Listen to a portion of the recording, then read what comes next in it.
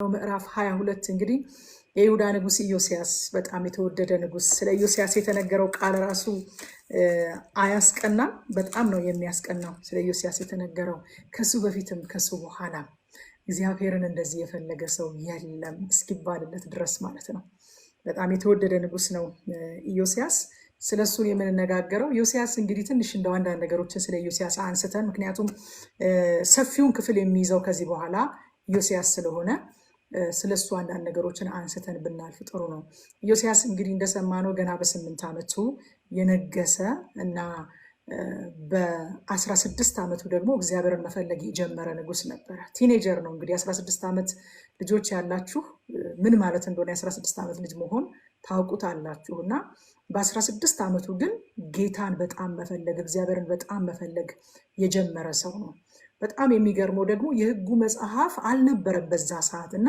የሕጉ መጽሐፍ ገና ባልተገኘበት ጠፍቶ ባለበት ሁኔታ ማለት ነው እግዚአብሔርን ለመፈለግና ለተሐድሶ ልቡን ያዘጋጀ ሰው ነበር እሱ ልቡ ስለተዘጋጀና ለተሐድሶ ስለተነሳ የእግዚአብሔር ቤትን ሲያጸዳ ወደ እግዚአብሔር ቤት ልኮ የእግዚአብሔር ቤት ሲያጸዳ ነው በዛ ውስጥ የእግዚአብሔር ቃል የሕጉ ቃል የተገኘው ቃሉ እንኳን ባልነበረበት ሁኔታ ጠፍቶ በነበረበት ሁኔታ ኢዮስያስ ግን ልቡን ያዘጋጀ ለተሐድሶ የተዘጋጀ ሰው ነበርና ይሄ በጣም ልዩ ያደርገዋል ከዛ ደግሞ የሕጉ ቃል ሲነበብለት በተዋረደ መንፈስ ንስሐ ገባ እንጂ በእግዚአብሔር ፊት አላመካኝም ምክንያት አልደረደረም ማለት ነው ልቡንም አላደነደነም እሱ እግዚአብሔር ነው የወደደውን ያድርግም አላለም ግን በተዋረደ መንፈስ ልብሱን ቀደደና በእግዚአብሔር ፊት ንስሐ ገባ ይለናል ቁጥር 11 ላይ ንጉሱም የሕጉን መጽሐፍ ቃል በሰማ ጊዜ ልብሱን ቀደደ ይላል ልብስ መቅደድ እንግዲህ በእስራኤል የታላቅ ሐዘን ምልክት ነው የሐዘናቸውን ታላቅነት ለመግለጽ ነው ልብሳቸውን የሚቀዱትና ንጉሱ ልብሱን ቀደደ ልብሰ መንግስቱን ቀደደ የእግዚአብሔርን ቃል ሲሰማ ማለት ነው ለካ ይሄ ነው የደረሰብን አለ ለካ እግዚአብሔር ያልተናገረው ነገር አይደለም የሆነብን አባቶቻችን በዚህች መጽሐፍ ላይ የተጻፈውን የእግዚአብሔርን ቃል አልሰማ ብለው ነው ለካ ይሄ ሁሉ ነገር የመጣብን አለና አዘነ ልብሱን ቀደደ የእግዚአብሔር ቃል ስላልተፈጸመ የእግዚአብሔር ቃል ስላልተከበረ ልብሱን ቀደደ ያ ብቻ አይደለም ደግሞ ለእግዚአብሔር ቃል ብቻ ሳይሆን ለእግዚአብሔር ቅባት ለእግዚአብሔር የጸጋ ስጦታ አክብሮት ስላለው ዕውቅና ስለሚሰጥ ልኮ ደግሞ የእግዚአብሔርን ቃል ምንድነው ፍቺው ጠይቁልኝ ብሎ ነብይቱ ህልዳና ጋር ምክር ሊጠይቅ ሲልክ እናየዋለንና ኢዮስያስ እንግዲህ በይሁዳ ላይ ሁሉ የነገሰ ታላቅ ንጉስ ሆኖ ሳለ ህልዳና ሴት ናት አላለም እግዚአብሔር በህልዳና ብቻ ነው እንደሚናገረው አላለም ግን የእግዚአብሔር ጸጋ ህልዳና ላይ አለ ብሎ ወደ ህልዳና መልእክት ልኮ ከህልዳና ደግሞ መልስን ተቀብሎ ሲጓዝ እናየዋለንና በጣም የከበረ ሰው ነበር በጣም የሚገርመው ደግሞ በኢዮስያስ ትህትና ኢዮስያስ በእግዚአብሔር ፊት ራሱን በማዋረዱ ምክንያት ኢዮስያስ እውነተኛ ንስሐ እውነተኛ ሐዘን በማዘኑ ምክንያት የእግዚአብሔር ቁጣ ከህዝብ ላይ ሲታገስ እናያለን አያችሁ መሪው በእግዚአብሔር ፊት እውነተኛ ንስሐ ሲገባ መሪው በእግዚአብሔር ፊት እውነተኛ ሐዘንን ሲያዝን ልብሱን ቀዶ መንፈሱን በእግዚአብሔር ፊት ሲያዋርድ እግዚአብሔር በህዝቡ ላይ ሊያደርገው የነበረውን ቁጣ በአንተ ዘመን አይመጣም ብሎ አዘገየው ማለት ነው የእግዚአብሔርን ቁጣ ከሀገር ላይ ነው ያዘገየው አይገርማችሁ ከራሱ ላይ ብቻ ሳይሆን ከሀገር ላይ አንተ ምንም አትሆንም አይደለም ያለው እግዚአብሔር በአንተ ዘመን ይሄ አይሆንም አንተ አታይም አንተ በሰላም ወደ አባቶች ተሰበሰባለህ ካንተ በኋላ ነው ያነበብከው ነገር በእርግጥ ይመጣል አለ እግዚአብሔር ግን ካንተ በኋላ ነው የሚሆነው አታይም ለምን ከተባለ አልቅሰሃል በፊቴ ልብስህን ቀደሃል አዝናሃል መንፈስህን አዋርደሃል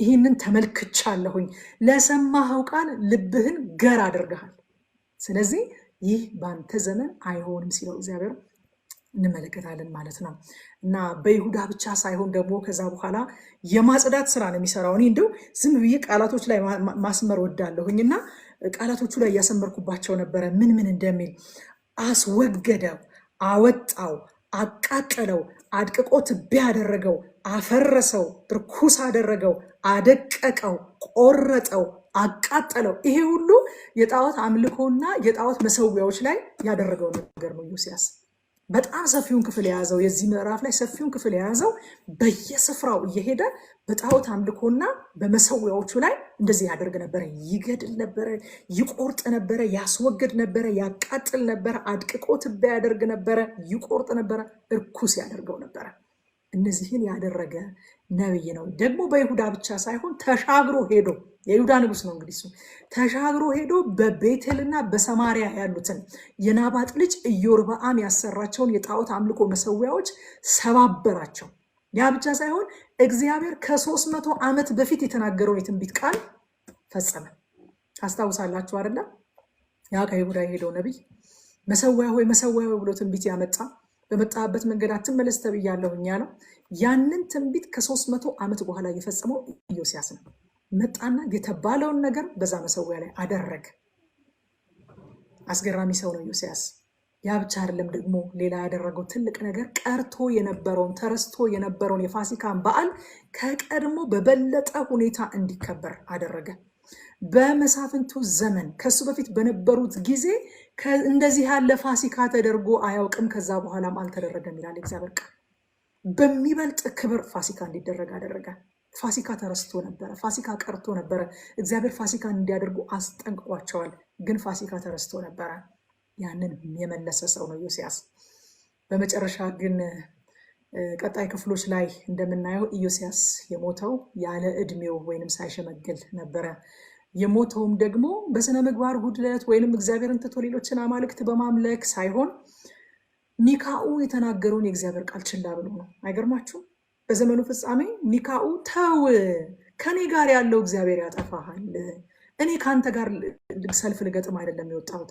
ሰልፉ የግብፅ ንጉስና የአሶር ንጉስ ሰልፍ ነው። ኢዮስያስ ግን በሁለቱ ሰልፍ መካከል ገብቶ ነው የሞተው። ተው ብሎት ነበረ። እግዚአብሔር ነው እኔን የላከኝ፣ ከኔ ጋር ያለው እግዚአብሔር ያጠፋል ብሎት ነበረ። ያንን ባለመስማቱ ምክንያት ፕሪማቹር ዴዝ ነው ወይንም ደግሞ ያለ ዕድሜው ነው የሞተው ማለት ነው። ይህንን የምናገኘው መጽሐፈ ዜና ሁለተኛ ላይ ምዕራፍ 35 ቁጥር 22 ላይ ነው። ኢዮስያስ ግን ይዋጋው ዘንድ ተጸናና እንጂ ፊቱን ከእርሱ አልመለሰም፣ በእግዚአብሔር አፍ የተነገረውን የኒካኡን ቃል አልሰማም፣ በመጊዶም ሸለቆ ይዋጋው ዘንድ መጣ ይላል። ከዛ በኋላ በዛ ወቅቶ ገደለው የሚል ቃል እናገኛለን ማለት ነው። ቁጥር 8 ላይ እዚሁ ምዕራፍ የነበርንበት ምዕራፍ ላይ ቁጥር 8 ላይ ካህኑም ኬልቅያስ ይላል፣ የእግዚአብሔርን ቤት እንዲያሳድስ የተላከው ካህኑ ኬልቅያስ ጸሐፊውን ሳፋንን የሕጉን መጽሐፍ በእግዚአብሔር ቤት አግኝቻለሁ አለው። ምን አለው? የሕጉን መጽሐፍ በእግዚአብሔር ቤት አግኝቻለሁ አለው። ኬልቅያስም መጽሐፉን ለሳፋን ሰጠው፣ እርሱም አነበበው ይላል። እኔ ቃሉ በጣም ይገርመኛል። የሆነ ቃል ላይ ዓይኔን ጣል እንዳደርግና ያንን ቃል እንዳለቀው ያደርገኛል መንፈስ ቅዱስ የእግዚአብሔርን ቃል ሳጠናና በጣም ገረመኝ። የሕጉ መጽሐፍ የሆነ ተሰርቆ ሌላ ቦታ ሄዶ እኮ አይደለም የጠፋው። አይገርማችሁም? የጠፋው እዛው እግዚአብሔር ቤት ውስጥ ነው። በእግዚአብሔር ቤት ተገኘ ይላል። የትም አልሄደም እኮ የእግዚአብሔር ቤት ውስጥ ነው ያለው፣ ግን የእግዚአብሔር ቤት ውስጥ ጠፍቷል እና የተገኘውም እዛው ነው። የሕጉን መጽሐፍ በእግዚአብሔር ቤት አግኝቻለሁኝ አለው። ኬልቅያስም መጽሐፉን ለሳፋን ሰጠው፣ እርሱም አነበበው ይላል። አያችሁ ወዳጆቼ፣ እውነተኛ ተሐድሶ የሚጀምረው በእግዚአብሔር ቤት ውስጥ ሆኖ የተረሳውን፣ በእግዚአብሔር ቤት ውስጥ ሆኖ የጠፋውን፣ ችላ የተባለውን የእግዚአብሔርን ቃል በማግኘትና ወደ ትክክለኛው ወደ ተገቢው ስፍራ በመመለስ ነው እንጂ በስሜት አይደለም። እውነተኛ ተሐድሶ የሚጀምረው ደግመዋለሁ፣ በእግዚአብሔር ቤት ውስጥ ሆኖ የተረሳውን፣ በእግዚአብሔር ቤት ውስጥ ሆኖ ችላ የተባለውን፣ በእግዚአብሔር ቤት ውስጥ ሆኖ የተናቀውን የእግዚአብሔርን ቃል በማግኘትና ወደ ትክክለኛው ስፍራ በመመለስ ነው እንጂ በስሜት አይደለም። በስሜት አይደለም እውነተኛ ተሐድሶ የሚገኘው። ቃሉ ተገኝቶ ሲገስጸን ደግሞ በእግዚአብሔር ፊት ራሳችንን ልናዋርድ እንጂ ለኃጢአታችን ጥብቅና ልንቆም አይገባም። ኢዮስያስ ያደረገው አላመካኝም። ለነበረው አመፅ ለነበረው ኃጢአት ጥብቅና አልቆመም። ይልቁንም ራሱን አዋርዶ በእግዚአብሔር ፊት ንስሐ ገባ። ቃሉ ተገኘ፣ ቃሉ ተናገረው፣ ቃሉ ተነበበለት፣ ልብሱን ቀደደ፣ ራሱን አዋረደ፣ በእግዚአብሔር ፊት አለቀሰ። እግዚአብሔር አይቻለሁ አለ። አይቻለሁ፣ ማልቀስህን አይቻለሁ፣ ልብህን ገር ማድረግህን አይቻለሁ። ስለዚህ በአንተ ዘመን ይህንን ክፋት አላመጣም አለ እግዚአብሔር። የእግዚአብሔርን ቃል ማግኘት ብቻ ሳይሆን ደግሞ የምንሰጠው ምላሽ በጣም ወሳኝ ነው። እግዚአብሔር ኃጢአትን እንጂ ኃጢአተኛን አይጠላም። በነገራችን ላይ እግዚአብሔር በሰባኪም ይሁን በአስተማሪም ይሁን በነቢይም ይሁን ወይንም የእግዚአብሔርን ቃል ስታነቡ ሲገስጻችሁ ስላላችሁበት ነገር ተናግሮ ተመለሱ ሲላችሁ እግዚአብሔር ኃጢአተኛን ጠልቶ ሳይሆን ኃጢአቱን ነው የሚጠላው። ስለዚህ we don't have to make it personal። እኔን አይደለም እግዚአብሔር የጠላው ድርጊቴን ነው፣ ከድርጊቴ ነው ተመለሽ እያለኝ ያለው። ሰይጣን ግን ምን ያደርጋል መሰላችሁ? ራሳችንን ከኃጢአታችን ጋር አይደንቲፋይ እንድናደርግ ያደርገናል።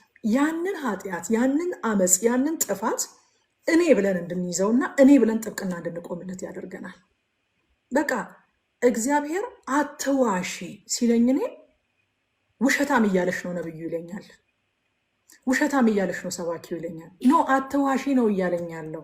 ለምን ራሴን ውሸታም ብዬ ከውሸት ጋር አይደንቲፋይ አደርገዋለሁ? እያዋሻው ነው። ስለዚህ መዋሸት ማቆም ነው ያለብኝ እኔ። በቃ አለቀ። የሰይጣን ግን ክፋቱ አይደንቲፋይ እንድታደርጉ ያደርጋችሁና ከችግሩ ጋር፣ ከኃጢአቱ ጋር፣ ከአመፁ ጋር ራሳችሁን አይደንቲፋይ እንድታደርጉ ያደርጋችሁና ልክ ነገሩ ሲነካ፣ ችግሩ ሲነካ እናንተ እንደተነካችሁ ያህል እንዲያማችሁ ያደርጋችኋል። እናንተ አይደላችሁም። በቃ መስታወት፣ የእግዚአብሔር ቃል እንደ መስታወት ነው አይደለ? መስታወት አይተን ፊቴ ላይ አሁን እኔ ቆሻሻ ቢኖር እዚህ ጋር መስታወት አይቼ ቆሻሻውን እጠርጓለሁ። ቆሻሻው ማለት የሰውነቴ አካል አይደለም። ስለዚህ ቆሻሻው ሲነሳ እንደሚያመኝ ማሰብ የለብኝም፣ አላስብምም አይደለም? ልክ እንደዛ ሁሉ የእግዚአብሔር ቃል አይቶን እኛን አንሹ የሚለን ነገር የሚነሳ ስለሆነ ነው፣ ፓርት ኦፍ አስ ስላልሆነ ነው። ከላያችን ላይ ከአካላችን ላይ የተጣበቀ ሲነሳ ሲቆረጥ የሚያመን ነገር አይደለም። የኛ አካል አይደለም፣ የኛ ማንነት አይደለም። እሱ ትርፍ ነገር ነው፣ የተለጠፈብን ነገር ነው። በቃ የቶሎ የሚከበን ይላል። ተከበን ነው በቃ የቶሎ የሚከበን ይላል። የዕብራውያን ጸሐፊ ምዕራፍ 12 ላይ ሸክምን ሁሉ ቶሎ የሚከበንንም ኃጢአት አስወግደን ከቦን ነው እንጂ የማንነታችን አካል አይደለም። አያችሁ፣ ጥብቅና የምንቆመውና የምንከራከረው እንደተሰደብን የሚሰማን በጣም ፐርሰናል የምናደርገው ነገሩን ችግሩን የማንነታችን አካል አድርገን ስለምናስበው ነው። ውሸት የማንነቴ አካል አይደለም። ሐሜት የማንነቴ አካል አይደለም። ስንፍና የማንነቴ አካል አይደለም። እግዚአብሔር አልሰጠኝም። ከዚህ ጋር አልተፈጠርኩኝም። እኔ ተከብቤ ነው። በቃ ከጊዜ ብዛት እየመጣ ይከበናል። በየጊዜው ነው ደግሞ የሚከበንን።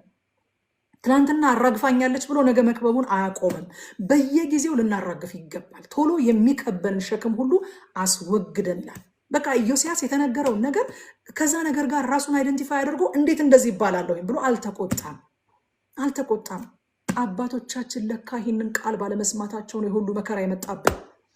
ስለዚህ የዚህን ቃል ትርጉም ልካችሁ ጠይቁልኝ፣ ነቢያቱን አማክሩልኝ ብሎ ራሱን አዋረደ በእግዚአብሔር ፊት። ስለዚህ ቃሉ ተገኝቶ ሲገስጸን በትምህርት ቢሆን በስብከት ቢሆን በግል ዲቮሽን ታይማችን ለእግዚአብሔርን ቃል በምናጠናበት በምናነብበት ጊዜ ቢሆን በትንቢት ቢሆን በመዝሙር ቢሆን ቃሉ ተገኝቶ ሲገስጸን ራሳችንን በእግዚአብሔር ፊት እናዋርድ እንጂ ጥብቅና አንቁምለት። ለአመፃችን፣ ለኃጢአታችን፣ ለጉድለታችን፣ ለድካማችን አትንኩብኝ አንበል። ጥብቅና አንቁምለት። በቃ አንዳንድ ሰው ከዛ ነገር ጋር ራሱን አይደንቲፋይ ከማድረጉ የተነሳ የዘር ሐረግ ሁሉ ይቆጥርላቸዋል። እኛ ከቤታችን ነው ይሏቸዋል። አንዳንድ ሰዎች እኛ ከቤታችን ነው በቃ ብልጭ ሲልብን ይሏቸዋል። በቃ አባቴም እንደዚህ ነበረ ይላቸዋል።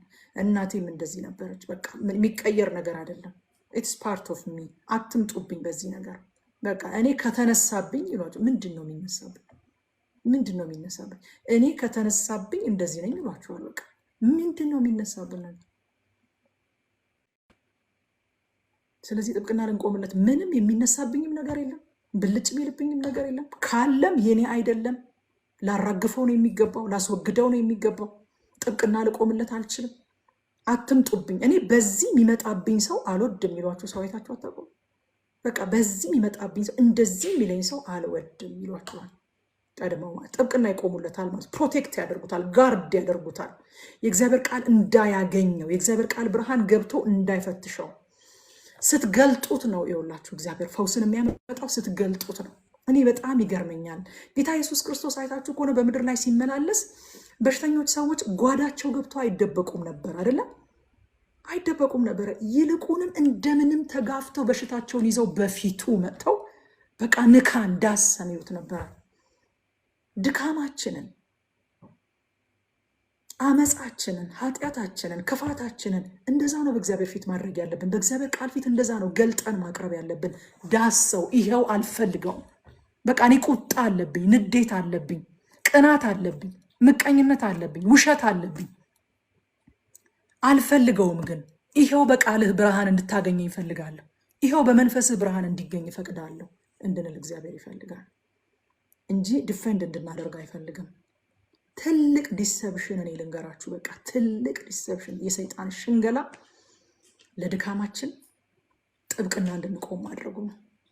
ድካማችንን ፕሮቴክት እንድናደርገው፣ ቃሉ እንዳያገኘው፣ መንፈሱ እንዳያገኘው፣ አገልጋዮች እንዳያገኙት፣ የሚመክሩን ሰዎች የሚያስተምሩን ሰዎች እንዳያገኙት ፕሮቴክት እንድናደርገው። በቃ ያንን ድካም የምትነኩብኝ ከሆነ እዚህ ቤተክርስቲያን ተመልሼ አልመጣም ይሏቸዋል። እንደዛ እንድናደርግ ያደርገናል። ዮሲያስ ግን እንደዛ አላደረገም። እግዚአብሔር እንደዚህ ያለው ስለሰማኸው ቃል ልብህ ገር ሆኗል አለው። ደስ አይልም? የእግዚአብሔርን ቃል ስንሰማ ልባችን ምንድን ነው የሚለን? ስለሰማኸው ቃል ልብህ ገር ሆኗልና።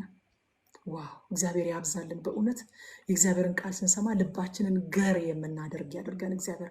ልባችንን የምናደነድን ሳንሆን ምን ማለቱ ነው ዛሬ ደግሞ ሰባኪው የምንል ሳንሆን፣ እኔን ማለት ፈልጋ ነው ቲጂ የምንል ሳንሆን፣ ልባችንን ገር የምናደርግ እግዚአብሔር ያደርገን።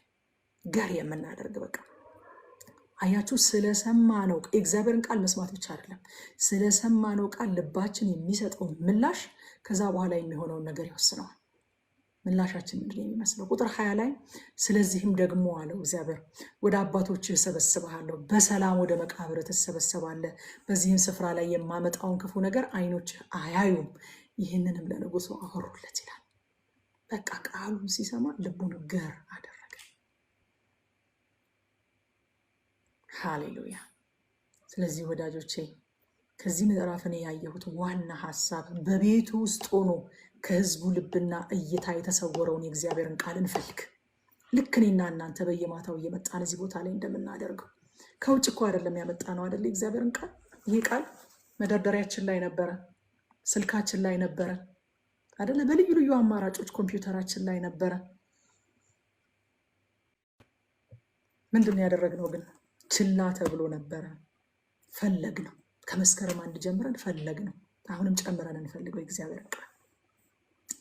ምክንያቱም በቤት ውስጥ ሆኖ የጠፋ ነገር ዋጋ ያስከፍላል። ታውቃላችሁ። ሉቃስ 15 ላይ ያሉትን ታሪኮች ታውቋቸዋላችሁ። የጠፋው ልጅ ታሪክ አለ፣ የጠፋው በግ ታሪክ አለ፣ የጠፋው ድሪም ታሪክ አለ። ደግሞ እኔ ከዚህ ጋር በጣም የሚመሳሰልብኝ የጠፋው ድሪም ታሪክ ነው። ለምን መሰላችሁ? ወደ ውጭ ሄዶ አይደለም የጠፋው፣ እቤት ውስጥ ሆኖ የጠፋው።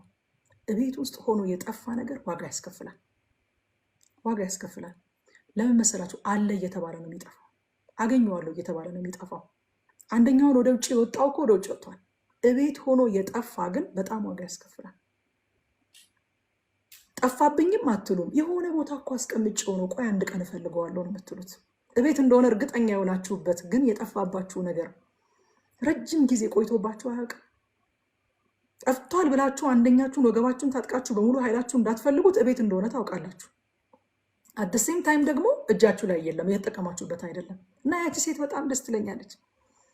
ጌታ የተናገረላት ምሳሌ የተናገረላት ቁጥር 8 ሉቃስ 15 ቁጥር 8 ላይ ወይም 10 ድሪም ያላት አንድ ድሪም ቢጠፋባት ይላል። 10 ድሪም እኮ አላት፣ ግን አንዱ ሲጠፋባት ምን አደረገች? አይ ዘጠኛለኝ ብላ አልተቀመጠችም። መብራት አብርታ ቤቷንም ጠርጋ እስክታገኘው ድረስ አጥብቃ የማትፈልግ ሴት ማነች ይላል። ደስ አይልም? እንትኑ ራሱ ደስ ይለኛል፣ እንዴት ስትረስ እንዳደረገው። 9 እኮ ድሪም አላት። ትንቢት አለ እንበል፣ መዝሙር አለ እንበል፣ ጸሎት አለ እንበል፣ ጾም አለ እንበል፣ ብዙ ድሪሞች አሉ፣ ፈውስ አለ እንበል። የእግዚአብሔር ቃል አንዱ ድሪም ከ10 አንዱ የሆነው ድሪም ጠፍቶብን ከሆነ እጃችንን አጣጥፈን ነው የምንቀመጠው ወይንስ እንደዚህ ሴት መብራት አብርታ ቤቷንም ጠርጋ እስከ መቼ ደግሞ እስኪ ደክማት አይደለም እስክታገኘው ድረስ አጥብቃ የማትፈልግ ሴት ማናት ይላል። ቃሉን የሸፈነብንን ቆሻሻ ሁሉ እየጠረገን እስክናገኘው ድረስ አጥብቀን የእግዚአብሔርን ቃል እንፈልጋለን። ምንድን ነው የምታደርገው ሴት? ድሪሟን እኮ የሆነ ነገር ሸፍኖት ነው። ታውቃላችሁ፣ ቤት ስታጸዱ የጠፋ ነገር ይገኛል አይደለ? የጠፋ ነገር በቃ የረሳችሁት ነገር የሆነ አንድ የጆሮ ጌጥ ምናምን ጠፍቶ የነበረ ነገር ምናምን ቤት ሲጸዳ ምናምን ቆሻሻ ሸፍኖት የሆነ ነገር ሸፍኖት የማያስፈልግ ነገር ሸፍኖት የነበረ ነገር እያራገፋችሁ ቆሻሻውን ስታወጡ የሆነ ነገሩን የማያስፈልገውን ነገር ስትጥሉ የሚፈለጉትን ነገሮች ታገኛላችሁ። የጠፋ ነገር ይገኛል።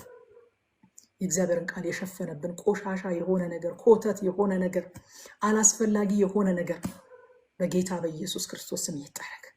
መብራታችንን አብርተን ቤታችንን ጠርገን እስክናገኘው ድረስ አጥብቀን የእግዚአብሔርን ቃል እንፈልግ።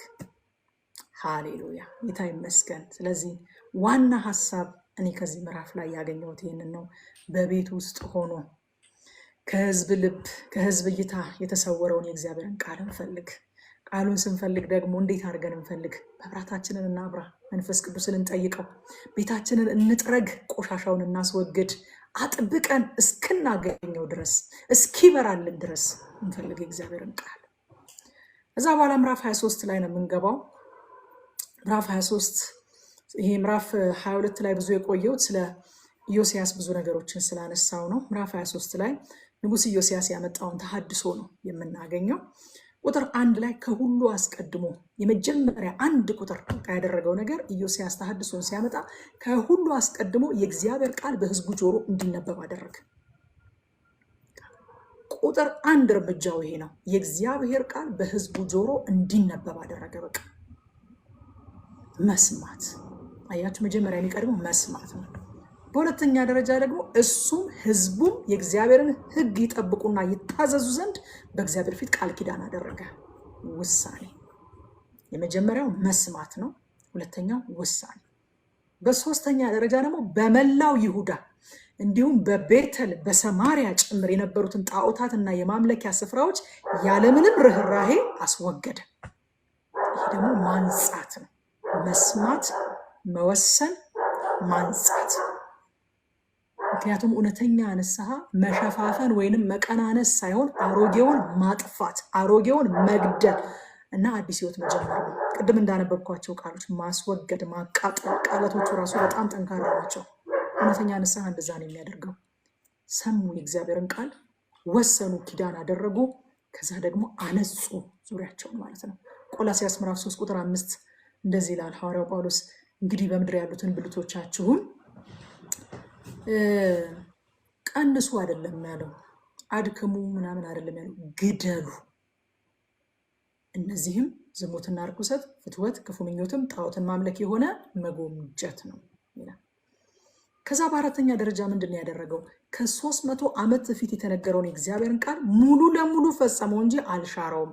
መታዘዝ፣ መስማት ብያለው፣ መወሰን ብያለው፣ ማንጻት ብያለው። ከዛ ደግሞ መታዘዝ፣ በአዲስ ህይወት መመላለስ። አሮጌውን መግደል ብቻ ሳይሆን በአዲስ ህይወት መመላለስ። ተሐድሶ ማለት ይሄ ነው። የእግዚአብሔር ቃል ይመጣል። መጀመሪያ የተሐድሶ ጅማሬ እሱ ነው። የእግዚአብሔር ቃል ይሰማል። ሰዎች ይወስናሉ ከእግዚአብሔር ቃል የተነሳ። ከዛ በኋላ ሪፔንት ያደርጋሉ። ከዛ በኋላ ደግሞ በአዲስ ህይወት መመላለስና መታዘዝ ይጀምራሉ። መታዘዝ። በአምስተኛ ደረጃስ ምን አደረገ? ተረስቶ የነበረውን የፋሲካ በዓል ከቀድሞ በበለጠ ክብር ወደ ስፍራው እንዲመለስ አደረገ። መመለስ ደግሞ መመለስ፣ ትክክለኛውን ነገር ወደ ትክክለኛው ቦታ መመለስ።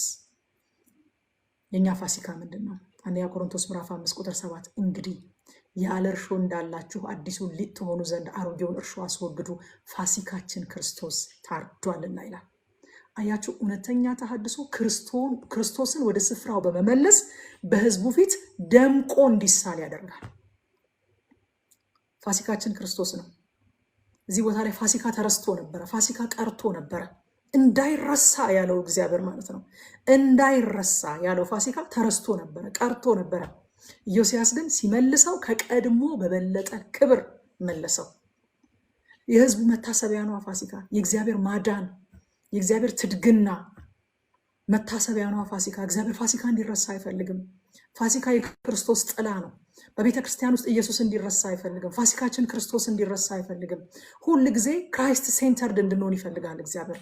ሁል ጊዜ ክርስቶስ በዓይናችን ፊት እንደተሳለ እንዲሆን ይፈልጋል እግዚአብሔር። ስለዚህ እውነተኛ ተሐድሶ ፋሲካችን የሆነውን ክርስቶስን ወደ ሴንተሩ ይመልሰዋል። እሱን እንደገና መካከለኛ ያደርጋል። የገላትያ ሰዎች ክርስቶስን ከዓይናቸው ላይ ዘወር አድርገው ወደ ሌላ ነገር ዘወር ባሉ ጊዜ ሐዋርያው ጳውሎስ ምዕራፍ 3 ቁጥር 1 ላይ እንደዚህ ያላቸው፣ የማታስተውሉ የገላትያ ሰዎች ሆይ አለ፣ በዓይናችሁ ፊት ክርስቶስ እንደተሰቀለ ሆኖ ተስሎ አልነበር እንዴ? እንዳትታዘዙ አሁን አዝም ያደረገባችሁ ማን ነው? ማን ነው? አያችሁ፣ ተሐድሶ ያስፈልጋል። ክርስቶስ በዓይናችን ፊት እንደተሰቀለ ሆኖ እንዲኖር፣ ፋሲካችን ሁል ጊዜ በፊታችን እንደተሳለ ሆኖ እንዲኖር ተሐድሶ ያስፈልጋል። እውነተኛ ተሐድሶ ያልተገባውን ማስወገድ ብቻ ሳይሆን የተገባውን ወደ ስፍራው መመለስም ጭምር ነው ማለት ነው። የተገባውን ነገር መለሰ ዮስያስ። ያልተገቡትን አስወግዶ የተገባውን መለሰ፣ በሚበልጥ ክብር መለሰ። በስድስተኛ ደረጃ ያደረገው የእግዚአብሔርን ቁጣና ፍርድ እንዲዘገይ አደረገ። አያችሁ፣ ከዚህ ሁሉ በኋላ ሽልማት መጣ፣ በረከት መጣ፣ በረከት መጣ። መጀመሪያ እግዚአብሔርን ቃል ሰማ፣ ከዛ በኋላ ወደ ውሳኔ መጣ፣ ከዛ በኋላ አጸዳ፣ ያለውን ነገር አስወገደ። ከዛ በኋላ ደግሞ መከበር ያለበትን ነገር አከበረ፣ መለሰ። ከዛ እግዚአብሔር ሪዋርድ አደረገው። የእግዚአብሔር ቁጣ ዘገየ። ዮስያስ እጅግ የተመሰገነ እግዚአብሔርን ደስ ያሰኘ ንጉሥ ቢሆንም የእግዚአብሔርን ቁጣ ግን ማዘግየት እንጂ ማስቀረት አልቻለም። አይገርማችሁ? የእግዚአብሔር ቁጣ በአንተ ዘመን አይሆንም ተብሎ ዘገየ እንጂ ሙሉ ለሙሉ ግን አልቀረም። ሙሉ ለሙሉ አልቀረም። ቁጥር 26 እንደዚህ ይላል፣ ነገር ግን ምናሴ ስላስቆጣው ነገር ሁሉ እግዚአብሔር በይሁዳ ላይ ከነደደው ከታላቁ ቁጣው ትኩሳት አልተመለሰም ይላል። የኛ ንጉሥ ኢየሱስስ የኃጢአትን ፍርድ በገዛ ስጋው ተቀብሎ በእርሱ ለሚያምኑት የእግዚአብሔርን ፍርድና ቁጣ ማዘገየት አይደለም፣ ሙሉ ለሙሉ አስቀርቶላቸዋል። ዮስያስ ጥላ ነው። ጥላ ደግሞ ፍጹም አይደለም። እግዚአብሔርን ደስ አሰኝቷል። አዎ። እግዚአብሔርን ፈልጓል። አዎ። ማድረግ የሚገባውን ነገር ሁሉ አድርጓል። አዎ። ተሐድሶ አምጥቷል። አዎ። ግን የእግዚአብሔርን ቁጣ አዘገየ እንጂ ሙሉ ለሙሉ አላስቀራም። ኢየሱስ ግን እግዚአብሔርን ፈጽሞ ደስ አሰኝቶ የእኛን ፍርድ ተቀብሎ የእግዚአብሔርን ቁጣ ሙሉ ለሙሉ አስቀረልን እንጂ አላዘገየውም። ኃጢአታችን ተከድናልን አይደለም፣ ተሰርዛልን ነው። ሃሌሉያ! ተሰርዛልን ነው። የእግዚአብሔር ቁጣ ሙሉ ለሙሉ ከኛ ተመልሶ ነው። ኢሳይያስ ምዕራፍ 53 ቁጥር 4 እና 5 ላይ በእውነት ይላል ደዌያችንን ተቀበለ። ዮስያስ እንደዛ ማድረግ አይችልም። ደዌያችንን ተቀበለ፣ ሕመማችንንም ተሸክሟል። እኛ ግን እንደተመታ በእግዚአብሔር እንደተቀሰፈ እንደተቸገረም ቆጠር ነው። እርሱ ግን ስለ መተላለፋችን ቆሰለ፣ ስለ በደላችንም ደቀቀ። የደህንነታችንም ተግሳጽ በሱ ላይ ነበረ፣ በእርሱ ቁስል እኛ ተሻለን ሳይሆን ተፈወስን። ሃሌሉያ! በመጨረሻ ቅድም እንዳልኳችሁ ዮስያስ የእርሱ ባልሆነ ሰልፍ የእግዚአብሔርን ማስጠንቀቂያ ችላ በማለቱ ያለ ዕድሜው ተገደለ ማለት ነው። አያችሁ ወዳጆቼ፣ የትናንትና መታዘዛችን ለዛሬ ዋስትና አይሆነንም። እስከዛን ጊዜ ድረስ ዮስያስ መታዘዙ ፍጹም ነበረ፣ ግን መታዘዙ እስከ ፍጻሜ አልነበረም። መታዘዝ ፍጹም ብቻ ሳይሆን እስከ ፍጻሜ መሆን ያለበት ነገር ነው። እግዚአብሔር ሳይልከን ወይንም አትውጡ እያለን ሰልፍ ብንወጣ ሰልፉ የኛ ነው እንጂ እግዚአብሔር አይደለም። ማርቆስ ወንጌል ምዕራፍ 16 ቁጥር 15 እና ቁጥር 20 ለዚህ በጣም ትልቅ የሚያስረዳ አዲስ ኪዳን ክፍል ሆኖ አግኝቼዋለሁ። ቁጥር 15 ላይ እንዲህም አላቸው ይላል፣ ደቀ መዛሙርቱን ወደ ዓለም ሁሉ ሂዱ፣ ወንጌልንም ለፍጥረት ሁሉ ስበኩ አላቸው። አያችሁ፣ ሂዱ ብሏቸዋል፣ ስበኩ ብሏቸዋል፣ ልኳቸዋል። ስለዚህ ቁጥር 20 ላይ ምን አለ? እነርሱም ወጥተው በየስፍራው ሁሉ ሰበኩ። ሂዱ የተባሉት ስበኩ የተባሉትን ነገር ሲያደርጉ ጌታም ከነርሱ ጋር ይሰራ ነበረ፣ በሚከተሉትን ምልክቶች ቃሉን ያጸና ነበር። እግዚአብሔር በነገራችን ላይ የኛን ቃል አይደለም የሚያጸናው፣ የራሱን ቃል ነው የሚያጸናው። ሂዱ ካለ ነው የሚያጸናው፣ ቃሉን ነው የሚያጸናው። ሂዝ ወርድ። የኛን ቃል አይደለም የሚያጸናው፣ የሰውን ቃል አይደለም የሚያጸናው። ይሄ እኔ የፈለኩትን ነገር ተናግሬ እግዚአብሔር ያደርገዋል የሚባል ነገር እምነት ሳይሆን ትዕቢት ነው እሱ። እግዚአብሔር የኛን ቃል የሚያስፈጽም የኛን ቃል የሚያጸና የኛ ጉዳይ አስፈጻሚ አይደለም። እግዚአብሔር ቃሉን ልኮ ቪዥን ሰጥቶ ፕሮቪዥን የሚልክ ንጉስ ነው። ሃሌሉያ። ንጉስ ቪዥን ይሰጣል፣ ከዛ ደግሞ ፕሮቪዥን ያደርጋል፣ ፕሮቴክሽን ይሰጣል። ከዚህ በፊት ብለናል አይደለ? if you are placed you will be graced ብለናል። if you are not placed you are not graced። እግዚአብሔር ፕሌስ ላደረገን ነገር ላስቀመጠን ስፍራ ግሬስ ይሰጣል። እግዚአብሔር ላላከን ቦታ፣ እግዚአብሔር ተናገሩ ላላለን ነገር፣ እግዚአብሔር ውጡ ላላለን ሰልፍ እኛ በራሳችን ፈቃድና በራሳችን ተነሳሽነት ሄደን እግዚአብሔር ከኛ ጋር ነው ማለት አንችልም። ከላካቸው ጋር ነው። ሂዱ ስላለ ቁጥር 15 ላይ ቁጥር 20 ላይ ሲሄዱ ከነሱ ጋር ይሰራ ነበረ ይላል። ለምን ሂዱ ያለ እሱ ነው። ከነሱ ጋር ይሰራ ነበረ። መስራት ብቻ ሳይሆን በሚከተሉት ምልክቶች ቃሉን ስበኩ ብሎ የሰጣቸውን ቃሉን ያጸና ነበረ። የኛን ስሜት፣ የኛን መሻት፣ የኛን ዊሽ ምናምን የሚያጸና አምላክ የለም። ቃሉን ነው የሚያጸናው። እንደ እግዚአብሔር ቃል ካልሆነ የነገርኳችሁ ምንም የሚያጸና መንፈስ ባካፕ አያደርገውም። በነገራችን ላይ የኛ ዊሽ፣ የኔን ምኞት ብነግራችሁ፣ ለእናንተ ያለኝን መልካም ምኞት ብነግራችሁ፣ መልካም ምኞት ጥሩ ነው መልካም ምኞት። እግዚአብሔር ካላለ፣ የእግዚአብሔር ቃል ካላለ ግን የሚያጸና ባካፕ የሚያደርግ መንፈስ የለም። የሚያጸና መንፈስ የሚከተለው የእግዚአብሔርን ቃል በቃ የእግዚአብሔር ቃል ይሻለናል። ነፍሳችንን ደስ ሊያሰኛት ይችላል። ስሜታችንን ሞቅ ሊያደርገው ይችላል። ግን ተከትሎ የሚያጸና የእግዚአብሔር መንፈስ የሌለበት ነገር ምንም አያደርግልንም። ስለዚህ ሕዝቅያስ ያመጣውን ተሐድሶ ስናየው የመጀመሪያ ቃሉን መስማት ነው። ሁለተኛው መወሰን ነው። ሶስተኛ ማንጻት፣ ማስወገድ፣ መግደል ነው። አራተኛው ደግሞ ትክክለኛውን ነገር ማድረግ ነው፣ መታዘዝ ነው። አምስተኛ እውነተኛ አምልኮን መመለስና ክርስቶስን መካከለኛ ዋና ማድረግ ነው ብለናል። ስድስተኛ የእግዚአብሔር በረከት ይከተላል ብለናል። ግን ሰባተኛው ነጥብ መታዘዛችን እስከ ፍጻሜ ሊሆን ይገባል። ከዮስያስ በኋላ የነገሱት ኢዮአክስና ኤልያቄም በእግዚአብሔር ፊት ክፉ ነገር አደረጉ እንጂ እንደ ዮስያስ እግዚአብሔርን አልፈለጉምና ታሪካቸው ጥቂትና ክፉ ነው። ጥቂት ግን ክፉ ነው ታሪካቸው። አያችሁ፣ ከታሪክ ባለቤት ከእግዚአብሔር ጋር ስንስማማ በታሪክ ውስጥ ጉልህና መልካም አሻራ አሳርፈን እናልፋለን። አዘርዋይስ እንደነዚህ እንደ ሁለቱ ነገስታት ጥቂትና ክፉ ነው የሚሆነው ታሪካችን። ዮስያስ ግን ከእግዚአብሔር ጋር ስለተስማማ ጉልህና መልካም አሻራ ነው አሳርፎ ይሄደው ማለት ነው። ወደ ምዕራፍ 24 ገባለሁ ዛሬ። እንግዲህ ትታገሱኛላችሁ።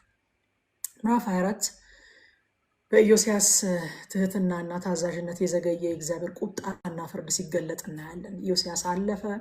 ከሱ በኋላ የእሱን ዙፋን የተቀበለው ልጁ በአባቱ በኢዮስያስ መንገድ ሳይሆን በቀደሙት አባቶቹ መንገድ ሄዶ እግዚአብሔርን ማስቆጣት ስለመረጠ የዘገየው የእግዚአብሔር ቁጣና ፍርድ የተገለጠበት ምዕራፍ ነው። ቁጥር 3 እስከ 4 ድረስ እንደዚህ ይላል። ምናሴ ስላደረገው ኃጢአት ሁሉ ስላፈሰሰውም ንጹሕ ደም ኢየሩሳሌምንም በንጹሕ ደም ስለሞላ ከፊቱ ያስወግዳቸው ዘንድ ይህ ነገር በእግዚአብሔር ትእዛዝ በይሁዳ ላይ ሆነ፣ እግዚአብሔርም ይራራ ዘንድ አልወደደም ይላል። ይህንን ምናሴን እንግዲህ ከኔም ጋር ባይሆን ከዚህ በፊት እንዳያችሁት አምናለሁኝ። የምናሴ ኃጢአት እግዚአብሔርን ለምን እንደዚህ አብዝቶ አስቆጣው ብዬ በጣም ተገርሜ ስለ ምናሴ እንደው አንዳንድ ነገሮችን ለማየት እየሞከርኩኝ ነበረ። ምንድነው የተለየ ያደረገው? የኢዮርብዓም ኃጢአት አለ። ለምሳሌ እስራኤልን ባሳተ በኢዮርብዓም ኃጢአት ሄዱ እንጂ እግዚአብሔርን ደስ አላሰኙም ነበር እንደ አባታቸው እንደ ዳዊት እየተባለ በጣም በተደጋጋሚ የተጠቀሰለት አለ። ግን እግዚአብሔር ቁጣውን የሚያበርድ ቁጣውን የሚያዘገይ ኢዮስያስ የሚባል ንጉሥ ተነስቶ ራሱ በአንተ ጊዜ አላደርገውም እንጂ ይህንን ነገር ግን በጭራሽ ይቅር አልልም አልወደደም ይላል። ይራራ ዘንድ አልወደደም። ምን አድርጎ ነው ምናሴ? ምናሴ አንደኛ ከአባቱ ከሕዝቅያስ የተማረውና የተቀበለው አመፅን ሳይሆን ታላቅ ተሐድሶን ነበረ። አይገርማችሁም? የሕዝቅያስ ልጅ ሆኖ ነው እንደዚህ አይነት አመፅ ውስጥ የገባው ምናሴ። የሕዝቅያስ ልጅ ነው። ሆም ብሎ ነው ያንን ተሐድሶ በመቀልበስ ወደ ታላቅ አመፅና ጣዖት አምልኮ ልቡን አደንድኖ ነው የገባው። አያችሁ፣ የሆነ ከአባቱ ጣዖት አምልኮንና አመፅን ክፋትን ተቀብሎ በቃ የማውቀው ይሄንን ነው ብሎ ያስቀጠለ ሰው አይደለም። አባቱ መልካም ሰው ነበረ። አባቱ ጻድቅ ሰው ነበረ። አባቱ እግዚአብሔርን የሚያመልክ ሰው ነበረ። አባቱ ታላቅ ተሐድሶ ያመጣ ሰው ነበረ። ምናሴ ግን በራሱ ውሳኔ ካስተዳደጉ አይደለም፣ የአባቱ ኢንፍሉዌንስ አይደለም፣ በራሱ ውሳኔ ሆን ብሎ የነበረውን ያን የመሰለ ተሐድሶ ቀልብሶ አመፅና ጣዖት አምልኮን በሰፊው ያመጣ ልበደንዳና ሰው ነበረ። አውቆ ያጠፋ ሰው ነበረ ማለት ነው። አውቆ ያጠፋ። ሉቃስ ወንጌል ምዕራፍ 12 ቁጥር 47 እና 48 ላይ ጌታ እንደዚህ አለ፣ የጌታውን ፈቃድ አውቆ ያልተዘጋጀ እንደ ፈቃዱም ያላደረገ ባሪያ እጅግ ይገረፋል አለ። ያላወቀ ግን መገረፍ የሚገባውንም ያደረገ ጥቂት ይገረፋል። ብዙም ከተሰጠው ሰው ሁሉ ከእርሱ ብዙ ይፈለግበታል፣ ብዙ አደራም ከተሰጠው ከእርሱ አብዝተው ይሹበታል አለ። አያችሁ፣ ምናሴ ብዙ ተሰጥቶት ነበረ። ብዙ እውቀት ነበረው። እግዚአብሔር እንዴት እንደሚመለክ ያውቃል። ጣዖት አምልኮ ልክ እንዳልሆነ ያውቃል። አባቱ ያመጣውን ተሐድሶ ያውቃል። ዊትነስ አድርጓል። አባቱ እንዴት የጣዖትን አምልኮ እንደገለበጠና አምልኮተ እግዚአብሔርን እንደመለሰ ተሐድሶን እንዳመጣ እግዚአብሔር እንዴት እንደተከተለ ያውቃል። ብዙ ተሰጥቶት ነበረ። ብዙ ይጠበቅበት ነበረ። ግን አውቆ አጥፊ ነበረ። አንዱ እግዚአብሔርን በጣም ያስቆጣ አውቆ አጥፊ ነበረ። ሁለተኛ የምናሴ አመፅ የግል አመፅ ብቻ አይደለም። ያመፀው በግሉ ሳይሆን ህዝቡን ሁሉ በማሳመፅ ነው። ህዝብን ሁሉ ያሳመፀ ሰው ነው። ጣዖት አምልኮን ወደ እግዚአብሔር ቤት ነው ያስገባው። ታውቃላችሁ፣ ሰሙዌር ሄዶ አይደለም ምናሴ ጣዖት የሚያመልክ የነበረው።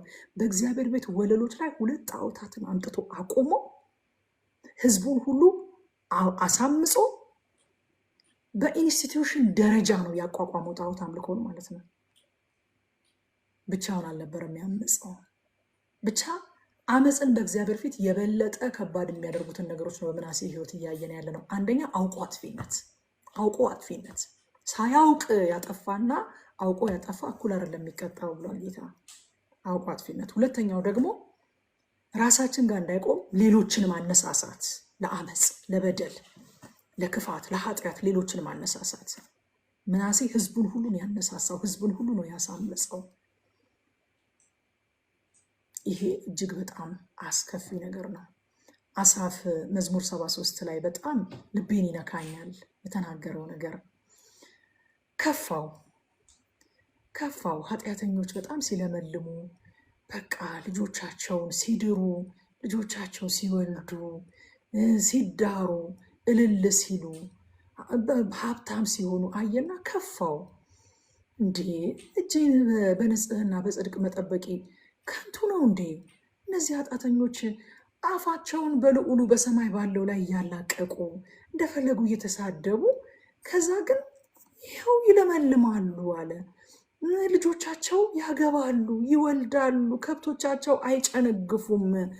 ይህ ነገር እኔ ዝም ብዬ ነው እንዲህ በጽድቅ እጄን ያነጻሁት ብዬ አሰብኩኝ አለ። በልቤ እንደዛ አሰብኩኝ አለ፣ ግን አልተናገርኩትም አለ። እንደዚህ ብዬ ያሰብኩትን ነገር ብናገረው አለ የህዝብ ልጆች እበድል ነበር አለ። እኔ መሰናከሌ ሳያንስ ሌሎች ሰዎችን አሰናክል ነበር አለ። ከዛ ዋጥኩት፣ ውስጥ ያስቀረሁት። ወደ እግዚአብሔር መቅደስ ገባሁኝ አለ። ወደ እግዚአብሔር መቅደስ ስገባ እግዚአብሔር አሳየኝ አለ። ለካ ኃጢአተኛ በድጥ እንደሚንሸራተት ነው። መንገዳቸው የቀለላቸው ለካ ቁልቁል እየሄዱ ስለሆነ ነው አልኩኝ አለ። እኔ ይሄ ነገር ሳይገባኝ፣ እኔ ይሄ ነገር ሳይገለጥልኝ በፊት ቅድም ያሰብኩትን ነገር ላልበሰሉት ለህዝብ ልጆች፣ እንግዲህ አሳፍ ካህን ነው፣ ለህዝብ ልጆች ተናግሬ ቢሆን ኖሮ አሰናክያቸው ነበረ፣ በድያቸው ነበረ። ስለዚህ ዋጣ አደረግኩትና ወደ እግዚአብሔር መቅደስ ገባሁኝ አለ። ምናሴ ግን እሱ መበደሉ ሳያንስ፣ እሱ ከመንገድ መውጣቱ፣ እሱ ማመፁ ሳያንስ ህዝቡን በሙሉ ያሳመፀው፣ ህዝብን በሙሉ ነው ያሰናከለው፣ ህዝብን በሙሉ ነው ወደ ጣዖት አምልኮ ያስገባው። ወዳጆቼ ስንደክም ሌሎችን አናድክም፣ ስንሰናከል ሌሎችን አናሰናክል። የእግዚአብሔርን ህዝብ ልጆች አንበድል። እግዚአብሔር አንድ ቀን ያበረታናል። እግዚአብሔር አንድ ቀን ጥያቄያችንን ይመልሳል። እግዚአብሔር አንድ ቀን ያልገባንን ነገር ያስረዳናል። ግድ የለም ወደ መቅደሱ እንግባ፣ ወደ እግዚአብሔር ፊት እንግባ። እግዚአብሔር አይወደውም ይሄንን። ኮንፊውዥን በእግዚአብሔር ልጆች መካከል መርጨትን እግዚአብሔር አይወደውም። እንደ አገልጋይ ብትጠይቁኝ የማይገቡኝ ነገሮች አንዳንድ ጊዜ አሉ የማይገቡኝ ነገሮች፣ ግን አልገባኝም እያልኩኝ በህዝብ መካከል አላውጅም። የእግዚአብሔርን ህዝብ እንደዚህ ብዬ አልበድልም። አትበድሉ እግዚአብሔርን። በእውነት የእግዚአብሔርን ልጆች ኮንፊውዝ በማድረግ እግዚአብሔርን አትበድሉ። ያልገባችሁን ነገር ጌታን ጠይቁት። ከደከማችሁ እግዚአብሔር ያበረታችኋል። እንደው ስንክልክል ብላችሁ ቢያቅታችሁ ራሱ አብሯችሁ የሚሰነካከሉ አብሯችሁ የሚደክም የሆነ ግሩፕ አትፍጠሩ። እግዚአብሔር አንድ ቀን ያድናችኋል። እግዚአብሔር አንድ ቀን ያነሳችኋል። እግዚአብሔር አንድ ቀን ጸጋን ይሰጣችኋል። እና ምናሴ ግን ይሄንን አላደረገም ነበረ። ይሄ እጅግ በእግዚአብሔር ፊት የከፋ ነገር ነበረ። በግሉ አልነበረም ያመፀው፣ ህዝብን ሁሉ ያሳመፀው። ሶስተኛው እጅግ በጣም ብዙ ንጹህ ደም በማፍሰስ ተወዳዳሪ ያልነበረው ንጉስ ነበረ። ኢየሩሳሌምን በደም ሞላት ይላል። እንደውም ካያችሁ የነገስት መጽሐፍን እያነበብን ስለ ነገስታቱ ከዚህ የቀረው ነገር ደግሞ በይሁዳ ነገስታት መጽሐፍ የተጻፈ አይደለምን ይላል። በእስራኤል ነገስታት መጽሐፍ የተጻፈ አይደለምን ይላል። ሁሉ ነገራቸው አይደለም የተጻፈውና ሌሎች የታሪክ መዛግብት እንደሚናገሩት ነቢዩን ኢሳያስን የአሞጽን ልጅ ነቢዩን ኢሳያስን በሰይፍ በመጋዝ ተሰንጥቆ እንዲገደል ያደረገው ይሄ ምናሴ ነው ይባላል። የዕብራውያን ጸሐፊ አንዳንዶቹ በመጋዝ ተሰነጠቁ የሚለው ስለ ኢሳያስ ነው ተብሎ ይነገራል። እና ይህንን እስኪያደርግ ድረስ እጅግ በጣም ብዙ ደም ያፈሰሰ ሰው ነበረ። ስለዚህ እግዚአብሔር የምናሴን ኃጢአት ይቅር አልልም አለ። ቁጥር አራት ደግሞ ክፋቱ ምንድን ነው ካላችሁ የእግዚአብሔርን ሕዝብ ከአሕዛብ የከፋ ኃጢአት ውስጥ እንዲዘፈቁ የእሱ ማንነትና የእሱ አገዛዝ ትልቅ አስተዋጽኦ አድርጓል። በዋናነት እንደውም የአንበሳውን ድርሻ የሚይዘው የምናሴ ማንነትና የምናሴ አገዛዝ ነው። ኢንፍሉዌንስ፣ ባድ ኢንፍሉዌንስ ነበረ በእግዚአብሔር ህዝብ ላይ። ምናሴ ባድ ኢንፍሉዌንስ ነበረ። ከአሕዛብ በከፋ የአሕዛብን መንገድ ተከተሉ ይልና ከአሕዛብም የከፋ ነገር አደረጉ ይላል። እንደዚህ እንዲያደርጉ አድርጎ ነበረ። በአምስተኛ ደረጃ ደግሞ ስለ ምናሴ የምናውቀው ነገር በመጨረሻ ንስሐ ገብቷል። የሚገርማችሁ ዜና መጽሐፍ ላይ ስለ ምናሴ የሚናገረውን ነገር ስታዩ በመጨረሻ በግሉ ንስሐ ቢገባም ያደረሰው ጥፋት ግን ዘመን ተሻጋሪ ስብራትን አስከትሏል። እግዚአብሔር ምናሴን ይቅር ብሎታል፣ ግን የተዘራው ዘር መብቀሉ አልቀረም። ህዝብን አስጨነቀ። ከዛ በኋላ ሁለተኛ ዜና 33 ከ10-11 ላይ እግዚአብሔርም ምናሴንና ህዝቡን ተናገራቸው፣ ግን አልሰሙትም ይልና ስለዚህም እግዚአብሔር የአሦርን ንጉሥ ሰራዊቶች አለቆች አመጣባቸው፣ ምናሴንም በዛንጅርት ያዙት፣ በሰንሰለትም አስረው ወደ ባቢሎን ወሰዱት ይላል። ከዛ ባቢሎን ሆኖ ሲጨነቅ ሲያለቅስ ከደረሰበት መከራ ከደረሰበት ችግር የተነሳ ሲጮህ ወደ እግዚአብሔር ይቅር አለው፣ ወደ ሀገሩ መለሰው። ግን የተዘራው ዘር ግን መብቀሉ አልቀረም እና በአጠቃላይ ምናሴ አመፅን ባህል ያደረገ ሰው፣ አመፅን ባህል አድርጎ በመቅረጽ ህዝብ ውስጥ ያሰረጸ፣ ደግሞ ሆን ብሎ በእውነት ላይ ያመፀ፣ በአምልኮ ላይ ያመፀ፣ አምልኮን የቀለበሰ፣ እውነተኛ አምልኮን የቀለበሰ፣ ፍትህን እያጣመመ የኖረ ሰው ነበረ እና የምናሴ ንስሐ ለምናሴ ይቅርታ ቢያስገኝለትም እንዳልኳችሁ የዘራው ዘር ግን መብቀሉ አልቀረም። ሐዋርያ ጳውሎስ ገላትያ ላይ እንደሚናገር አትሳቱ፣ እግዚአብሔር አይዘበትም፣ ሰው የዘራውን ያንኑ ደግሞ ያጭዳል። ዘር ይበቅላል ወዳጆቼ። ከዛ በኋላ ንጉሥ ኤልያቄም በአባቱ በኢዮስያስ መንገድ ሄዶ የእግዚአብሔርን ቁጣ የሚያዘገይ ሰው ሳይሆን የቀድሞ አባቶችን ክፉ መንገድን መርጦ ፍርድ እንዲቸኩል ያደረገ ሰው ነበረ። እግዚአብሔር እንደተናገረው ይሁዳ ወደ ባቢሎን መሰደድ ጀመረ። እስራኤል ወደ አሶር፣ ይሁዳ ወደ ባቢሎን የተሰደዱት እንደምታውቁት። የባቢሎን ንጉሥ ይሁዳን ያፈለሰበት መንገድ በጣም ገረመኝ።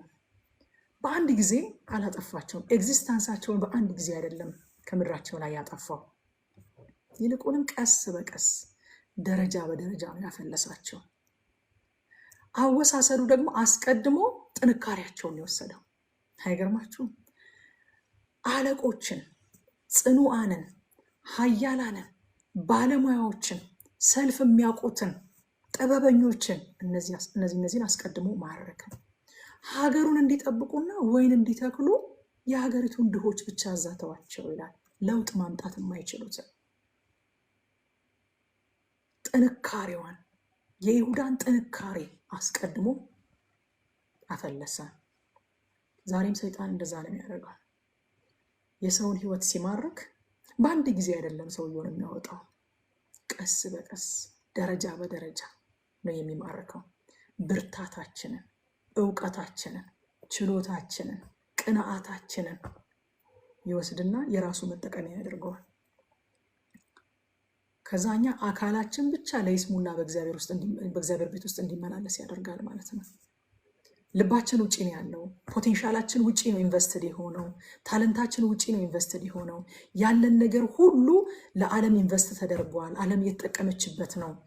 እኛ ግን እንደው ዝም ብለን ለይስሙላ ባዷችንን በእግዚአብሔር ቤት ውስጥ ምንም ለውጥ የማናመጣ ሆነን እንወዛወዛለን ማለት ነው። ተማርከናል እኮ፣ ጥንካሬያችን እኮ ተማርኳል። የባቢሎን ንጉሥ እነዚህን ጠንካራ ነገራቸውን ወስዶ የራሱ መጠቀሚያ ያደርጎታል። ድሆቹን ግን ዝም ብሎ አሉ እንዲባል ሀገር እንዲጠብቁ ወይን እንዲተክሉ እዛው ትቷቸዋል። አሉ ለመባል በእግዚአብሔር ቤት ውስጥ ያሉ ልባቸው፣ ፖቴንሻላቸው፣ አቅማቸው፣ ታለንታቸው፣ ጸጋቸው ሁሉ ዓለም ላይ ኢንቨስትድ የሆነ አካላቸው ብቻ በእግዚአብሔር ቤት ውስጥ ያለ አሉ፣ ግን የሉንም። አሉ ግን ቤተክርስቲያን ከነሱ ምንም ቤኔፊት አታደርግም።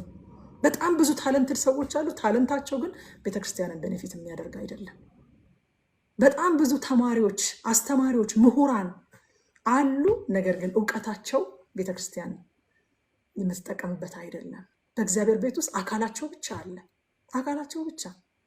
አንዳንድ ጊዜ በአንዳንድ አብያተ ክርስቲያናት እኔም በነበርኩበት ሙሉ ጊዜ በነበርኩበት አብያተ ክርስቲያናት በፕሮፌሽን በተለያየ መንገድ ልንላቸው፣ ልናሰባስባቸው፣ ግሩፕ ልናደርጋቸው፣ የእግዚአብሔርን መንግስት መጥቀም የሚችሉበትን መንገድ ልናመቻቸው በጣም እንሞክራለን። ግን ዓለም ላይ በጣም ኢንቨስትድ ከመሆናቸው የተነሳ ጊዜም የላቸውም፣ ስፍራም የላቸውም፣ ልናገኛቸው አንችልም። አንድ ጊዜ፣ ሁለት ጊዜ፣ ሶስት ጊዜ እንሰበስባቸዋለን። የሐኪሞች ህብረት ይባላል፣ የነጋዴዎች ህብረት ይባላል፣ የፕሮፌሽናልስ ምናምን ይባላል። እንሰበስባቸውና ከዛ በኋላ ግን በጣም ኢንቨስትድ ስለሆኑ እዛ አካላቸው ብቻ ስለሆነ እኛ ጋር ያለው ቤተክርስቲያን ልትጠቀምባቸው አትችሉም። ቤተክርስቲያን ያላትን ሀብት ያህል መመንዘር ብትችል ኖሮ የት በደረሰች ነበረ። ሀብታም እኮ ናት ቤተክርስቲያን፣ ሀብታም እኮ ናት። ግን ጥንካሬያችን ውጭ ነው ያለው፣ ውጭ ነው ያለው። ገንዘባችን ውጭ ነው ያለው፣ ችሎታችን ውጭ ነው ያለው፣ እውቀታችን ውጭ ነው ያለው፣ ታለንታችን ውጭ ነው ያለው። ሌላ ቦታ ነው ኢንቨስት እየተደረገ ያለው። ዓለም ናት የምትጠቀምበት። እግዚአብሔር ማስተዋል ይስጠን። ጥንካሬያችንን፣ ጉብዝናችንን፣ ወጣትነታችንን፣ ታለንታችንን፣ ብርታታችንን፣ ጸጋችንን ወደ እግዚአብሔር ቤት ኢንቨስት እንድናደርግ በአካል ብቻ በእግዚአብሔር ቤት ውስጥ አሉ ለመባል እየተወዛወዝን የዓለም ኢንስትሩመንት ሆነን እድሜያችን እንዳያልቅ እግዚአብሔር ጸጋ ያብዛልን። በእውነት ጸጋ ያብዛልን። ኢንቨስት እንድናደርግ እግዚአብሔር መንግስት ላይ ጸጋ ያብዛልን። ለዛ እኮ ነው ለእግዚአብሔር ቤት ራሱ ዲቮትድ መሆን የማንችለው ኢንቨስት ስለማናደርግ እኮ ነው። ሰው መዝገቡ ባለበት ልቡ በዛ ነው ይላል እግዚአብሔር ቃል። ትሬዠራችን ባለበት ኢንቨስት ባደረግንበት ቦታ ልባችን በዛ ነው የሚሆነው። ትናንት አንድ ቦታ እየተናገርኩኝ ነበር። ኢንቨስት ያደረግንበት ነገር ላይ ሀሳባችንም ልባችንም እዛ ነው የሚሆነው። ታለንታችንን ከሰጠን፣ ጊዜያችንን ከሰጠን፣ ገንዘባችንን ከሰጠን፣ እውቀታችንን ከሰጠን፣ ሙያችንን ከሰጠን ኮንሰርንድ እንሆናለን። ልባችንም እዛ ነው የሚሆነው። ከወዳጆቼ ጋር እንደዚህ እያወራን ትናንትና እያልኳቸው ነበረ። ለምሳሌ እኔና አንድ ጋምቤላ ክልል ውስጥ መሬት ያለው ሰው ስለ ጋምቤላ ክልል ዜና ሲነገር እኩል ጆሮአችን አይቆምም። እኔ ምን አለኝ ጋምቤላ፣ ዝም ብዬ እንደ አንድ ዜና ላየው እችላለሁ። ያ ሰው ግን መሬት ያለው ሰው የጋምቤላ ክልል ጸጥታ ያሳስበዋል። የጋምቤላ ክልል ውስጥ የሚነሳ ማንኛውም አይነት ኮሽ የሚል ነገር በጣም ኮንሰርን ያደርገዋል። ወደ ጋምቤላ የሚወስደው መንገድ ድልድይ ተሰበረ ቢባል ኮንሰርንድ ይሆናል። ምክንያቱም ኢንቨስት አድርጓል። እኛም የእግዚአብሔር መንግስት ላይ ኢንቨስት ካደረገን የእግዚአብሔር መንግስት ነገር ግድ ይለናል። ልባችን እዛ ይሆናል። ጋምቤላ ሲባል ጆሮ ውስጥ ጣል ያደርጋል። እኛም ኢንቨስት ካደረግን የእግዚአብሔር መንግስት ሲባል ጆሮአችንን ጣል እናደርጋለን። ብርታታችን የት ነው ያለው? ጥንካሬያችን የት ነው ያለው? እውቀታችን የት ነው ያለው? ራሳችንን እንጠይቅ። ወጣትነታችን የት ነው ያለው? ራሳችንን እንጠይቅ። የባቢሎን ንጉስ ትቷቸዋል። ምንም ለውጥ ማምጣት የማይችለውን ማንነታችንን ቤተክርስቲያን ውስጥ ትቶ፣ ነገር ግን ለውጥ ማምጣት የሚችለውን ማንነታችንን ማርኮ ወስዶ አለን ግን የለንም። እግዚአብሔር ማስተዋልና ጥበብ ይስጠን። የባቢሎን ንጉስ የሀገሪቱን ልብ ነው የወሰደው። የሀገሪቱን ዋና ዋና ሰዎች ማርኮ ወስዶ ለውጥ ማምጣት የማይችሉትን ሰዎች ብቻ በይሁዳ እንደተዋቸው ዛሬም የብዙዎቻችንን ልብና ሐሳብ ማርኮ አካላችንን ብቻ በእግዚአብሔር ቤት እንዲመላለስ አድርጎናል። እግዚአብሔር ያንቃን። አሜን። የቅዱሳንን አቅም፣ የቅዱሳንን ጉልበት፣ የቅዱሳንን ዕውቀት፣ ችሎታ፣ ትኩረት ከቤተ ክርስቲያን ተሰዶ ለዓለም ተማርኳል። የቤተ ክርስቲያን ሀብት ነን እኛ። የእግዚአብሔር መንግስት ሀብት ነን እኛ። ከዛ በኋላ ነገስታቱ ቢቀያየሩም በእግዚአብሔር መንገድ ሄዶ የእግዚአብሔርን ቁጣ የሚያስቀር ንጉስ ባለመገኘቱ ይሁዳ ከስደት አልቀረም ማለት ነው። የጌቶች ጌታ የነገስታት ንጉስ ኢየሱስ ግን እግዚአብሔርን ደስ አሰኝቶ ወደ ርስታችን መልሶናል። ጴጥሮስ እንደሚነግረን አይደለም፣ ወደ ርስታችን መልሶናል። ክብር ለኢየሱስ ይሁን። ከዛ በኋላ ምዕራፍ 25 የመጨረሻ ምዕራፍ ነው። ምዕራፍ 25ን ስናገኝ ምዕራፍ 25 በጣም አሳዛኝ ፍጻሜ ነው። ኢየሩሳሌም ተያዘች፣ ተደመሰሰች። ልክ የሰማሪያ ዕጣ ደረሳት ማለት ነው። አስቀድማ የተማረከችው እስራኤል ናት። የእስራኤል ነገስታት መናገሻ ሰማሪያ ነበረች። እንደምታውቁት ሰማሪያ ተይዛለች። እስራኤል ተማርከው ሄደዋል ወደ አሶር። አሁን እዚህ ቦታ ላይ ደግሞ የይሁዳ ነገስታት መናገሻ የሆነችው ኢየሩሳሌም ተያዘች፣ ተደመሰሰች። ይሁዳ በተደጋጋሚ የተላከላትን የእግዚአብሔርን ድምፅ ችላ ስላለች የእግዚአብሔርን የቁጣ ጽዋ ስለሞላባት ሙሉ ለሙሉ ለመጠጣት ተገደደች ማለት ነው። ቁጥር 7 ላይ በጣም የሚያሳዝን ነገር እናያለን። የሴዴቅያስንም ልጆች በፊቱ ገደሏቸው። የሴዴቅያስንም ዓይኖች አወጡ፣ በሰንሰለትም ማሰሩት፣ ወደ ባቢሎንም ወሰዱት ይላል። እዚህ ቦታ ላይ በሴዴቅያስ ላይ የደረሰው ነገር ያለመታዘዝና የልብ ድንዳኔ የሚያስከትለው ውጤት ምሳሌ ነው። በተደጋጋሚ የእግዚአብሔር ድምፅ እየመጣ ችላ ስንል የሚያመጣው ኮንሲኮንስ ምሳሌ ነው። ይሄ ቦታ ላይ የሚያሳየን ጨለማ፣ እውርነት፣ ውርደት፣ ባርነት በመጨረሻ ማለት ነው። ሴዴቅያስ እንደዛ ነው የሆነበት። ጨለማ ወረሰው፣ እውርነት ሆነበት፣ ውርደት፣ በሰንሰለት አስረው ከዛ በመጨረሻም ለባርነት ወደ ባቢሎን ወሰዱት ማለት ነው። እግዚአብሔርን መታዘዝ ግን ወደ ብርሃን፣ ወደ ክብር፣ ወደ ነፃነት የሚያደርስ መንገድ ነው። ከዛ በጣም ይገርማል። የእግዚአብሔር ቤት ተቃጠለ ይለናል። የእግዚአብሔር ቤት ተቃጠለ። እግዚአብሔር አቅቶት ነው? የባቢሎን አማልክት በልጠውት ነው የእግዚአብሔር ቤት የተቃጠለው? ቤተ መቅደሱ እግዚአብሔር በሕዝቡ መካከል ለመገኘቱ ምልክት ነው። የእግዚአብሔር ሕዝብ እግዚአብሔርን ከልቡ አውጥቶ በሌላ ነገር ሲተካው እግዚአብሔር ቤቱ እንዲቃጠል ፈቀደ። It's not about the house, it's not about the temple, it's about the heart አይደለ? እግዚአብሔር እኮ የልብ አምላክ ነው እንጂ የግንብ አምላክ አይደለም። ስለ ግንቡ አይደለም እግዚአብሔር ግድ የሚለው፣ ስለ ሰው ልብ ነው ግድ የሚለው። ከልባችን አስወጥተ ነው ታላላቅ ግንቦችን ብንሰራ እግዚአብሔር ግንቡ እንዲቃጠል ይፈቅዳል። ምክንያቱም እግዚአብሔር በዋናነት የሚፈልገው እኮ ልባቸውን ፈልጎ እኮ ነው፣ ሰዎቹን ፈልጎ እኮ ነው በመካከላቸው ለማደር መቅደስ ስሩልኝ ያላቸው እንጂ ማደሪያ ስለሌለው አይደለም። እግዚአብሔር የሰው እጅ በሰራው አታድርም ብሎታል እኮ ሰለሞን። እናንተ ከኔ ከተመለሳችሁ ይህንን ያከበርኩትን ቤት እንዲቃጠል አድርገዋለሁ ብሎ በሰለሞን ጊዜም ተናግሯል። ገና ሲጀምር ማለት ነው። ልብ ነው የሚፈልገው እግዚአብሔር፣ እንዲቃጠል ፈቀደ። በዚህ ሁሉ ውስጥ እግዚአብሔር አስቀድሞ ሲያስጠነቅቃቸው የተናገረው ሁሉ ተፈጸመ እንጂ የባቢሎን ንጉስ ከእግዚአብሔር ይልቅ ስለበረታ አይደለም የእግዚአብሔርን ቤት ያቃጠለው፣ ወይንም የባቢሎን አማልክት ከእግዚአብሔር ይልቅ ስለበረቱ አይደለም የእግዚአብሔር ቤት የተቃጠለው። እግዚአብሔር አስቀድሞ የተናገረው ነገር ነው የተፈጸመው ማለት ነው። ቁጥር 27 ላይ እንደዚህ ይላል፣ እንዲህም ሆነ የይሁዳ ንጉስ ዮአኪን በተማረከ በ37ኛው ዓመት በ12ኛው ወር ከወሩም በ27ኛው ቀን የባቢሎን ንጉስ ዮርማሮዴቅ በነገሰ በአንደኛው ዓመት የይሁዳ ንጉስ ዮአኪንን ከወህኒ አወጣው። ከዚህ ሁሉ ዘመን በኋላ ዮአኪንን ከወህኒ አወጣው። ቁጥር 28 በፍቅርም ተናገረው፣ ዙፋኑንም ከእርሱ ጋር በባቢሎን ከነበሩት ነገስታት ዙፋን በላይ አደረገ ይላል። የእግዚአብሔር አሰራር እኮ በጣም ይገርማል።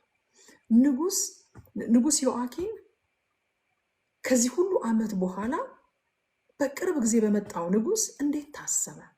አያችሁ፣ ዮአኪን ከወህኒ መውጣቱና ከፍ ከፍ መደረጉ እግዚአብሔር በዳዊት ቤት ላይ ያለው ዓላማ በዚህ ሁሉ ውስጥ እንዳልተለወጠ ማሳያ ነው። ኪዳን አላ በፍርድ መካከል እንኳን ኪዳኑን የሚጠብቅ አምላክ ነው እግዚአብሔር። ዘመናትን ቆጥሮ ዮአኪንን ፕሪዘርቭ አድርጎ ከእስር ቤት እንዲወጣና ከፍ ከፍ እንዲደረግ አደረገ። ይሁዳ ባይታመንም እግዚአብሔር ግን ለዳዊት በገባው ኪዳን የታመነ ሆኖ ይኖራል እስከ ፍጻሜ ድረስ። የዳዊትን ዙፋን ለጌታችን ለኢየሱስ ክርስቶስ እስከሚሰጥ ድረስ የዘላለምናት ዙፋን ስላለው ያ እንዳይቋረጥ ዮአኪንን ፕሪዘርቭ አድርጎ አቆየው። ደግሞ በመጨረሻ በፍቅር ቃል ተናገረው ይላል። ምን አደረገና ዮአኪን? ምንም። እግዚአብሔር ታማኝ ስለሆነ፣ እግዚአብሔር የኪዳን አምላክ ስለሆነ ንጉሱ በፍቅር ቃል ተናገረው። ከሱም ጋር ዙፋኑን ከሌሎች ነገስታት ዙፋን ይልቅ ከፍ ከፍ አድርጎ አስቀመጠው ይላል። ስለዚህ ከዚህ ምዕራፍስ ምን እናያለን ካላችሁኝ፣ የእግዚአብሔርን ተግሳጽ ችላ አንበል። ይሁዳ የእግዚአብሔርን ተግሳጽ ችላ በማለቷ ነው በመጨረሻ እግዚአብሔር የተናገረው ነገር ሁሉ የደረሰባት። ሪል ነው የእግዚአብሔር ተግሳጽ፣ ቀልድ አይደለም። እግዚአብሔር በፍርድ ውስጥ እንኳን ኪዳኑን የሚጠብቅ አምላክ መሆኑን ደግሞ ያሳየናል። የእስራኤልና የይሁዳ መንግስት ባለመታዘዝ ምክንያት ቢፈርስም እግዚአብሔር ግን ከፍርስራሽ ውስጥ ቅሬታዎችን አውጥቶ ዘላለማዊ መንግስትን መስርቷል። በዳዊት ዙፋን የናዝሬቱ ጌታ ኢየሱስ ክርስቶስ ነግሷል። ሃሌሉያ! ክብር ለኢየሱስ ይሁን። ምዕራፍ 25 እንደዚህ ይጠናቀቃል።